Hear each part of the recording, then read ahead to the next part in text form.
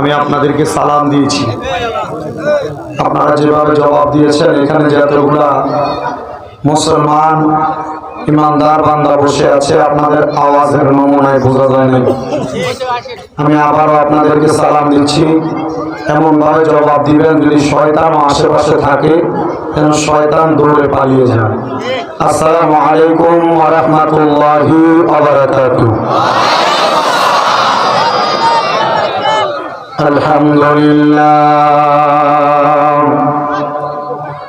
আলহামদুলিল্লাহি রাব্বিল আলামিন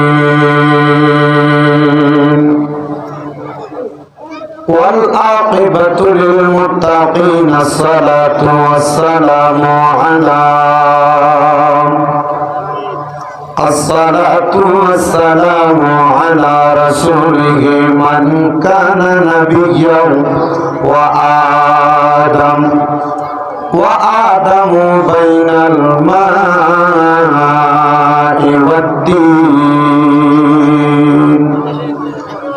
سيدنا ونبينا وشفينا وحبيبنا وحبيب طبيبنا وطبيب قلوبنا وقلوب مرشدنا وعلى آله وأصحابه وأهل بيته وأولياء طريقته وعلماء دين ملة وأهل السنة والجماعة أجمعين। হে আমার এই সিরাজগঞ্জ জেলার অন্তর্গত উল্লাপাড়া থানাধীন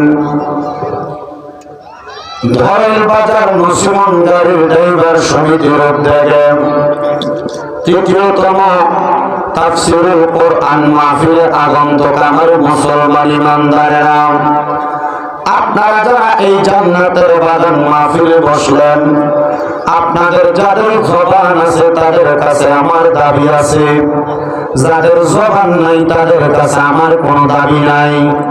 জবান যদি তাকে একটা বার উচ্চ কণ্ঠে বলেন, আমাদের জবান যিনি দিয়েছে তিনার নাম কি? ওই আল্লাহকে আল্লাহ বলে ডাকলে লাভ আছে না নাই? তাহলে ডান হাত তুলে সবাই জোরে ডাকবেন আল্লাহ। আওয়াজ মানে মোহাব্বতের আওয়াজে ডাকবেন আল্লাহ।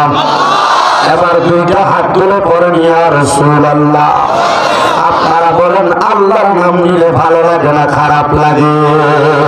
আমার আল্লাহ তাআলা জানায়া দেয় জগতের বান্দার দলেরা, ওয়াশকুর নি'মাতাল্লাহি আলাইহিম ইন কুনতুম ইয়াহু তা'বুদুন। আল্লাহ বলে বান্দা তোমরা আমি আল্লাহর নিয়ামতের শুকরিয়া আদায় করো যদি তোমরা আমি আল্লাহর ইবাদত করো। আমি জানতে চাই ধরেল বাবার জান্নাতের বাগানের ভাই বাবারা, নামাজ রোজা হজ যাকাত দান সদকা যত রকমের ইবাদত আপনারা বলেন এই সকল ইবাদত আমরা করি একজনের জন্য, তিনি কে? ওই আল্লাহ তাআলা ডাক দিয়ে বলে বান্দা তোমরা আমি আল্লাহ তাআলার নিয়ামতের শুকরিয়া আদায় করো। সাহাবায়ে কেরাম আমার নবীকে প্রশ্ন করলেন, ইয়া রাসূলুল্লাহ ও মায়ের নবী, আল্লাহ তাআলার নিয়ামতের শুকরিয়া আদায় করলে কি লাভ হবে? আমার নবী বলে আল্লাহ তাআলার নিয়ামতের শুকরিয়া আদায় করলে আমার আল্লাহ তাআলা বান্দাকে আল্লাহর নিয়ামত বাড়িয়ে দিবে। হে মায়ের নবী রাহমাতুল লিল আলামিন নবীজি, আমার আল্লাহ তাআলা কেমন নিয়ামত বাড়িয়ে দিবে?